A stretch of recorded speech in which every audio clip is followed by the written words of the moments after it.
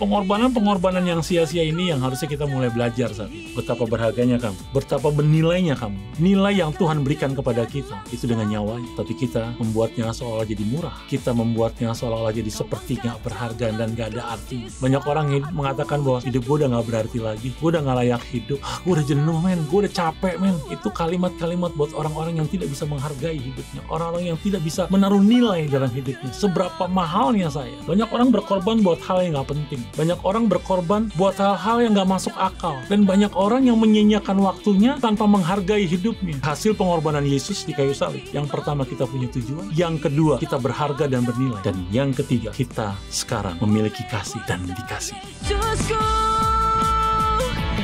Ku angkat tanganku, ku sorakan haleluya. Namamu berkuasa, surga bumi nyatakan. Ku angkat tanganku, nyatakan engkau hebat, Allah yang perkasa, berkuasa selamanya.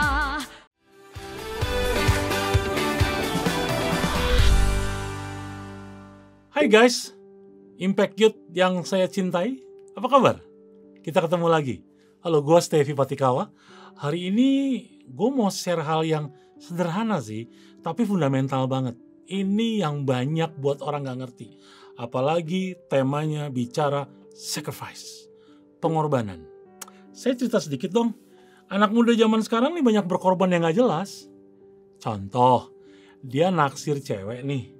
Maka dia akan mati-matian berkorban untuk cari informasi. Dia mati-matian untuk cari apa yang dia sukai. Dan akhirnya waktu dia mendapatkannya, dia gak menghargai. Ribut, putus. Ya kan? Atau juga pengorbanan kita mencari makanan yang enak.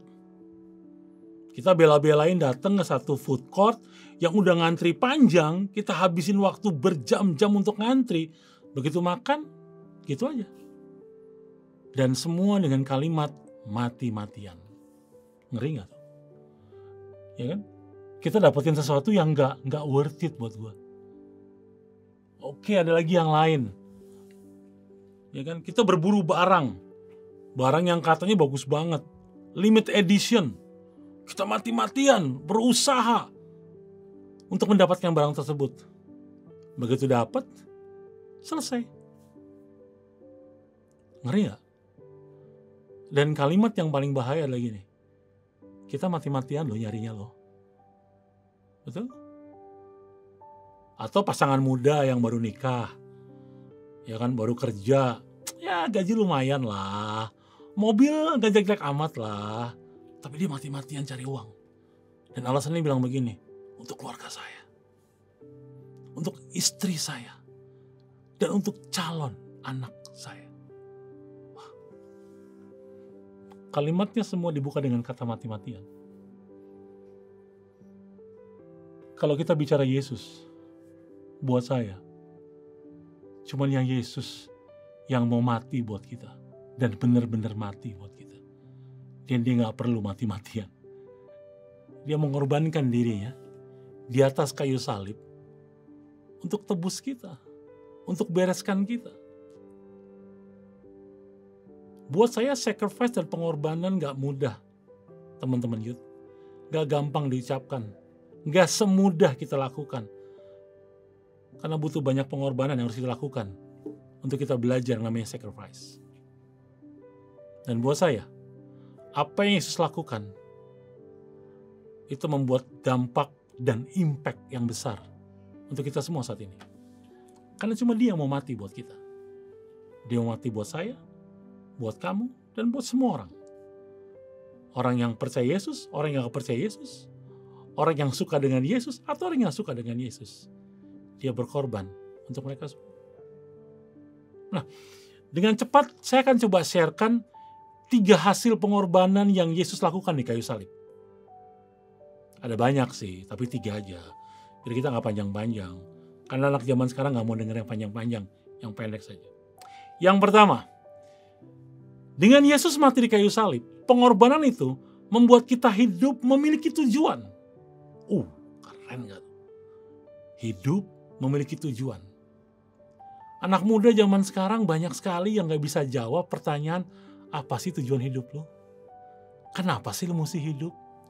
Makanya kalau saya share sama anak muda, anak youth terutama, kalau saya tanya gini, tujuan hidup lo apa sih? Kalau dia gak bisa jawab, bagaimana mungkin dia menikmati hidup?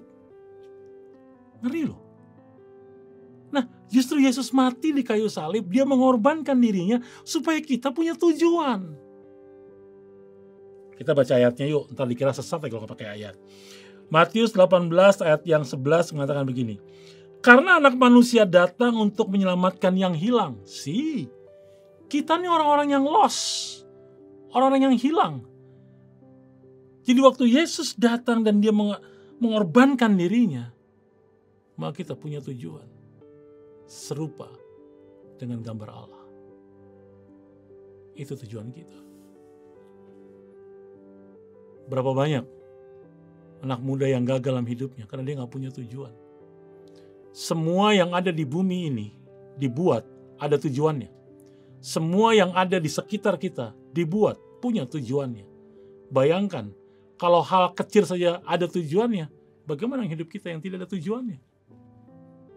Justru Yesus mati untuk kita punya tujuan. Saya banyak temukan beberapa anak muda yang begitu hidupnya gak punya tujuan, maka kegagalan demi kegagalan dia alami bertubi-tubi. Dan itu banyak banget. Mungkin jangan-jangan Anda salah satunya. Yang begitu Anda gak punya tujuan, gagal bertubi-tubi. Tujuan menjadi penting. Tanpa tujuan, kita gak tahu mau kemana. Kalau Anda ditanya, Anda mau pergi kemana? Dan jawabannya terserah, maka kita bingung, Anda mau kemana sebetulnya? Kalau jawabannya terserah. Bukankah jawabannya harusnya adalah destination, tujuan kita mau kemana? Dan seringkali kita berhenti di tengah-tengah jalan sebelum sampai di tujuan. Contoh, kalau saya ditanya, mau kemana bro? Mau ke Bandung. Tiba-tiba sampai di Sumedang saya berhenti. Apakah saya sudah sampai di tujuan? Belum. Saya baru di tengah perjalanan menuju Bandung. Tapi kalau sampai saya di Bandung, berarti saya sampai di tujuan. Itu pun mesti ditanya, sampai di Bandung tujuan saya kemana lagi? Tujuan merupakan hasil akhir yang harus kita pikirkan. Mau kemana kita selama ini? Dan banyak dari kita gak paham dengan tujuan kita. Yesus mati di kayu salib untuk kita punya tujuan. Itu yang pertama. Yang kedua, hasil pengorbanan Yesus di kayu salib, dia mati di kayu salib untuk kita berharga dan bernilai. Gila banget. Hitam-hitam, gendut-gendut, jelek-jelek begini nih, gue ada nilainya bro. Ada harganya. Dan dibayar sama Yesus tunai. Jadi kalau saya bernilai, saya berharga, kenapa gue jadi gak percaya diri? Gue percaya diri dong. Karena gue hidup saat ini dari hasil pengorbanan Yesus yang membuat gue jadi berharga. Banyak anak muda gak tahu harganya dia berapa. Banyak anak muda membuat dirinya seperti gak berharga, worthless, gak worthy. Banyak anak muda menyanyiakan hidupnya karena dia pikir, apalah gua lah, siapalah gua kan ya orang dari kampung yang ngerti segala macem. Kata berharga membuat kita punya nilai. Kata berharga membuat kita berani untuk maju ke depan. Kata berharga membuat kita percaya diri. Tapi berapa banyak dari kita yang gak mengerti betapa berharganya kita. Justru Yesus mati di kayu salib untuk kita punya nilai. Untuk kita berharga. Maka jangan sepelekan. Kamu hidup, punya tujuan, dan kamu punya nilai. Dan itu sangat berharga. Keberhargaan saya membuat saya jadi percaya diri. Keberhargaan saya membuat saya mengerti betapa pentingnya hidup saya. Keberhargaan saya membuat saya paham bagaimana saya mesti menjaga hidup saya. Bagaimana menjaga pikiran saya. Bagaimana menjaga tubuh saya. Karena saya berharga. Saya nggak murahan.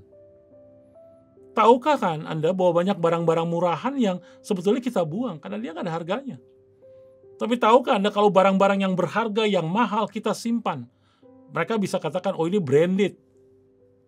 Kenapa? Ada harganya. Nah bayangkan kalau Yesus mati di atas kayu salib karena kita berharga, kok kita dengan gampang mengatakan pada semua orang, gue gak layak, gue gak bernilai.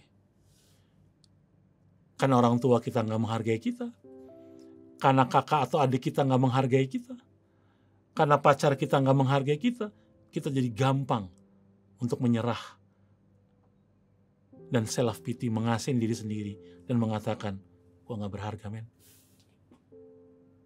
Padahal ada figur yang mati di kayu salib, merentangkan tangannya untuk membuat kamu berharga. Sejak saya tahu itu, saya percaya diri. Saya tahu siapa saya. Saya tahu seberapa berharganya saya dalam hidup ini. Banyak orang menyanyiakan semua itu. Banyak orang berkorban buat hal yang gak penting. Banyak orang berkorban melakukan sacrifice buat hal-hal yang gak masuk akal. Dan banyak orang yang menyanyiakan waktunya tanpa menghargai hidupnya. Contoh, peta mudanya zaman sekarang anak bunuh diri. Waktu dia gagal, waktu dia tahu bahwa dia dibully, ya kan? Dan dia mengatakan bahwa iyalah emang gue, siapalah gue. Dan dia mengakhiri hidupnya. Wow, gampang banget. Putus cinta, merasa tidak dicintai pasangannya, merasa tidak berharga lagi, nggak worth it, terus gantung diri. Goblok banget. Sorry, kalimat saya agak kasar, tapi itu yang terjadi di mana-mana saat ini. Beberapa waktu yang lalu, saya nggak perlu sebut nama, ada artis yang merasa nggak berharga dan dia mau mengakhiri hidupnya. Wah, begitu gampangkah kita mengakhiri hidup kita untuk hal-hal yang nggak penting, padahal kita berharga di mata dia. Pengorbanan-pengorbanan yang sia-sia ini yang harusnya kita mulai belajar saat ini. Betapa berharganya kamu. Betapa bernilainya kamu. Nilai yang Tuhan berikan kepada kita, itu dengan nyawanya. Tapi kita membuatnya seolah-olah jadi murah. Kita membuatnya seolah-olah jadi seperti gak berharga dan gak ada artinya. Banyak orang mengatakan bahwa hidup gue udah gak berarti lagi. Gue udah gak layak hidup. Gue udah jenuh men, gue udah capek men. Itu kalimat-kalimat buat orang-orang yang tidak bisa menghargai hidupnya. Orang-orang yang tidak bisa menaruh nilai dalam hidupnya. Seberapa mahalnya saya. Kalau saudara punya jam dengan harga yang cukup mahal, taruh kata 2 miliar misalnya. Saudara kan pikir 2 kali untuk buang jam ini dalam kondisi rusak. Saudara kan mati-matian pergi ke reparasi jam dan membetulkan jam tersebut untuk dia jalan lagi. Kenapa? Karena sudah tahu ada harganya. Oke, berapa orang yang sekarang sedang koleksi sepatu-sepatu, sneakers dan segala macam, cukup mahal harganya. Bagaimana mereka mulai merawat sepatu-sepatu mahal itu? Biaya perawatannya tinggi. Karena memang harganya tinggi. Apalagi sudah harganya mahal, dicarinya susah, mereka akan mati-matian mempertahankan sepatu tersebut. Mereka akan all out untuk bagaimana membersihkan, merawat sepatu tersebut. Kalau sepatu yang harganya mahal saja, kita berusaha mati-matian. Bagaimana hidup kita yang Tuhan katakan dengan dia mati di kayu salib, kita berharga dan kita bernilai. Seringkali kita membuat diri kita tidak berharga dan tidak bernilai. Jadi saya ulang, 3 hasil pengorbanan Yesus di kayu salib. Yang pertama, kita punya tujuan. Yang kedua, kita berharga dan bernilai. Dan yang ketiga, kita sekarang memiliki kasih dan dikasihi. Wah, ini kalau bicara kasih udah gak ada batasannya nih. Kenapa saya katakan itu? Banyak orang selalu karena mengatakan hal-hal yang bodoh. Seperti ini contohnya. Karena saya seorang konselor, saya terima beberapa anak muda untuk konseling dengan saya. Dari banyaknya konseling anak muda, kasus yang paling banyak adalah dia kecewa dengan Tuhan. Dan kalau orang udah kecewa sama Tuhan, dalam tanda kutip, apapun kasusnya, maka dia selalu benci dengan Tuhan. Dan dia selalu mengatakan bahwa Tuhan gak sayang lagi dengan saya. Tuhan tidak mencintai saya. Tuhan tidak suka dengan saya. Berapa banyak mereka-mereka yang benci dengan Tuhan hanya karena kasus-kasus yang buat saya sepele. Sorry, saya bilang sepele. Contoh, tidak dihargai di pelayanannya. Contoh, berantem sama pendetanya. Contoh, berantem sama youth pasturnya. Dan dengan gampang dia mengatakan gini, Tuhan gak sayang lagi sama gue. Saya pernah punya satu kasus, salah satu full-timer gereja. Dia seorang penari tamborin yang sudah hampir belasan tahun melayani Yesus, melayani Tuhan di gereja, menjadi penari tamborin. Tiba-tiba dia gagal dalam membangun rumah tangga karena pacarnya selingkuh. Terus dia marah sama Tuhan. Tuhan, gue udah ngelayanin lu nih. Udah bertahun-tahun gue jadi penari tamborin. Terus dengan gampangnya dia bilang, Tuhan gak sayang gue, Tuhan benci gue. Terus dia pikir dengan pelayanan itu membuat dia berharap. No. Sebelum kamu gagal, sebelum kamu marah, sebelum kamu gak punya apa-apa, Tuhan telah membuat kita sangat dikasihi. Oh ya, kenapa? Ada statement yang saya ambil dari salah satu pendeta favorit saya. Yang saya suka dari statement ini. Yang bernama pendeta Chris Manusama. Dia mengatakan kalimat yang selalu saya ulang-ulang. Dia ngomong begini. Kalau kamu baca Alkitab 2 hari, itu gak buat Tuhan tambah sayang sama kamu. Kalau kamu berbuat baik setiap hari, gak membuat Tuhan tambah sayang sama kamu. Kalau kamu berdoa setiap hari, tiap jam kamu berdoa setiap hari, tidak membuat Tuhan tambah sayang sama kamu. Kenapa? Karena Tuhan sudah sayang kamu. Karena Dia memiliki kasih. Dia adalah kasih. Dan kita dikasihi. Itu sudah hukumnya. Kalau Tuhan berhenti mengasihi kita, maka Dia berhenti menjadi Tuhan. Bayangkan. Karena Dia adalah kasih. Jadi kalau kita nih salah, kita nih bikin kacau, kita mengecewakan Tuhan, kita gagal berkali-kali, percayalah, Tuhan tidak pernah membenci kita. Tapi beberapa pengajaran di tempat lain loh,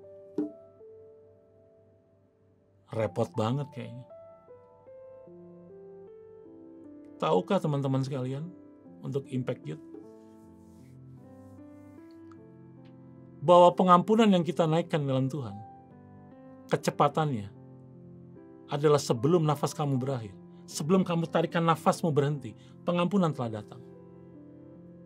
Itu bukti bahwa Dia mengasihi kita lebih dari segala-galanya. Kalau kamu pergi ke Brasil, ada satu daerah di Brasil yang terkenal dengan patung Yesus yang merentangkan tangannya. Di bawah patung itu ada tulisan dengan bahasa Brasil yang kira-kira begini bunyinya. Tuhan, seberapa sayangkah kamu kepadaku umat manusia? Kalau kamu sayang, tunjukkan sayang itu kepadaku. Dan di situ ditulis, Yesus menjawab, anakku, seberapa besar sayangku kepadamu adalah sebesar ini. Artinya, pada saat Dia merentangkan tangannya dan Dia disalib, itulah besar kasih Tuhan kepada kita. Wow. Kalau Dia melakukan itu pada kita, pengorbanan yang luar biasa lakukan pada kita. Kok kita dengan gampang marah sama Dia? Kok kita gak terima kasihnya yang luar biasa? Saya suka ngomong sama anak muda zaman sekarang gini. Emang lu gak pernah buat salah sama Tuhan? Emang lu selalu benar di hadapan Tuhan? Dan kalau lu buat salah, lu ngaco, hidup lu sembarangan, dan lu berantakan, terus Tuhan marah sama lu. Terus ada yang ngomongin, oh iya kalau Tuhan marah, dia akan kirimkan banjir, dia kirimkan gempa bumi. Halo. Itu udah ada di zaman dulu, udah ada. Tuhan gak begitu. Tolong jangan belajar hal-hal yang sampah seperti itu. Sorry. Dia mengatakan sebesar ini aku mencintaimu dan dia mati buat kita. Itu pengorbanan yang terbesar yang pernah saya tahu. Kalau dia mengasihi saya, kenapa kita nggak belajar mengasihi orang lain?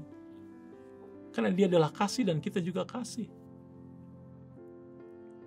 Bahkan kalau kita baca di 1 Korintus 13, bagaimana Yesus memaparkan kata kasih begitu gamblang, begitu jelas. Di akhir ayatnya dia mengatakan, tinggallah 3 hal. Iman, pengharapan, dan kasih. Dan yang terbesar adalah kasih. Wow. Anak-anak cute yang saya kasihi. Yuk kita belajar benar yuk. Yuk jangan sia-siakan pengorbanan yang Yesus lakukan saat ini. Jangan buat sacrifice yang dilakukan menjadi sia-sia. Bahasa saya adalah begini. Jangan salibkan Yesus berulang-ulang dengan kita tidak menghargai pengorbanannya. Apakah kesulitan akan datang? Kesulitan akan datang. Apakah masalah akan datang terus-menerus? Ya, akan datang terus-menerus. Apakah pergumulan akan menyerang kita? Oh ya. Why? Kenapa kita mesti takut? Karena semua itu tidak membuat Tuhan yang kita sembah berhenti melakukan pengorbanannya. Waktu kita punya tujuan, waktu kita berharga dan bernilai, maka kasih yang diberikan kepada kita membuat kita jauh lebih mulia, membuat kita jauh lebih dahsyat dalam hidup ini. Saya akan cerita satu hal penting. Satu cerita klasik yang terjadi puluhan tahun yang lalu. Ada seorang narapidana yang akan dihukum mati karena dia membunuh orang lain. Sidang pengadilan memutuskan bahwa dia akan dihukum mati. Singkat cerita, narapidana ini minta permintaan yang terakhir kepada Pak Hakim. Pak Hakim, izinkan saya punya permintaan yang terakhir. Baik, apa permintaanmu? Saya kecil dulu besar dengan adik saya. Kami kembar. Sudah 30 tahun kami gak ketemu. Sebelum saya mati, izinkan negara bisa menemukan adik saya. Dan biarkan saya ketemu dengan dia. 5 menit saja. Pak Hakim bilang, oke, kita cek dulu. Siapa tahu dia udah mati. Terima kasih Pak Hakim. Pak Hakim berkoordinasi dengan polisi setempat dan dicarilah data. Dan dalam waktu tidak begitu lama, ditemukanlah adik si narapidana ini. Dan begitu ketemu, diceritakanlah oleh polisi tersebut bahwa kakakmu telah membunuh orang dan dia harus dihukum mati. Dan permintaan terakhirnya adalah dia mau ketemu dengan dirimu. Sang adik yang hampir 30 tahun gak ketemu, betapa rindunya. Tapi juga betapa sedihnya. Karena harusnya pertemuan ini membuat dia bahagia. Tapi dalam waktu yang bersamaan, dia harus kehilangan kakaknya lagi. Dan akhirnya, sang adik berangkat ke penjara di mana kakaknya sedang dipenjarakan. Dan dibuatlah pertemuan yang begitu haru biru. Sang kakak bertemu dengan sang adik di ruangan. 30 tahun mereka gak ketemu. Mereka berpelukan. Mereka menangis. Mereka ingat kembali masa kecil mereka. Bermain bersama. Bergurau bersama. Kadang-kadang sering marah, kadang-kadang sering berantem. Dan sang kakak bilang sama adiknya, adikku, kalau kakak boleh minta sama kamu satu permintaan, apa kamu akan mengabulkan? Adiknya mengatakan, bilang kak, apa yang harus saya berikan? Apa yang harus saya kasih? Apa yang harus saya lakukan? Karena mereka berdua anak kembar. Kakaknya bilang begini, mau gak kamu menggantikan aku untuk dihukum mati? Dan biarkan aku punya kesempatan kedua untuk hidup dan berbuat baik. Sang adiknya kaget. Tapi sang adik adalah seorang yang taat kepada Yesus. Dia mencoba untuk berbuat sama seperti Yesus.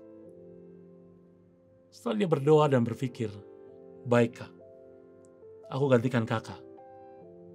Tapi janjilah waktu kakak hidup kembali menggantikan posisiku. Bertobatlah, berbuat baiklah. Singkat cerita mereka bertukar pakaian dan akhirnya yang dihukum mati adalah adiknya. Ternyata sang kakak telah menghasut adiknya. Waktu dia bebas, dia berbuat jahat lagi. Dan waktu dia tertangkap lagi, polisi langsung tahu, loh, bukankah kamu yang harusnya dihukum mati? Dan saat itu, sang kakak mulai melihat bahwa pengorbanan yang dilakukan oleh adiknya sia-sia. Seringkali kita menjadi seperti sang kakak yang tidak menghargai pengorbanan dari Yesus yang mati di kayu salib. Simple, sederhana. Tapi saya ingin Anda belajar satu hal, terutama youth hari ini. Mari kita punya tujuan, karena Yesus mati untuk kita punya tujuan. Dan mari kita belajar bahwa kita berharga, bernilai di hadapannya. Dan yang terakhir, Yesus memiliki kasih yang terbesar untukmu. Kita berdoa. Bapa dalam surga, kami percaya Tuhan bahwa pengorbananmu tidak akan sia-sia. Kami punya tujuan, kami berharga dan kami dikasihi. Dan 3 hal itu Tuhan akan kami selalu ingat dan akan kami selalu lakukan apa yang harus kami lakukan. Bapa, sertai kami, sertai para youth ini Tuhan, untuk melangkah ke depan, untuk mereka berjalan, mereka punya tujuan, dan mereka tidak lagi minder karena mereka punya rasa percaya diri, karena mereka berharga. Dan yang terakhir Tuhan, apapun yang terjadi, betapapun besar salah kami Bapa, Engkau tetap mengasihi. Terima kasih ya Bapa, hamba telah berdoa dan mengucap syukur. Amin. God bless you guys. Thank you.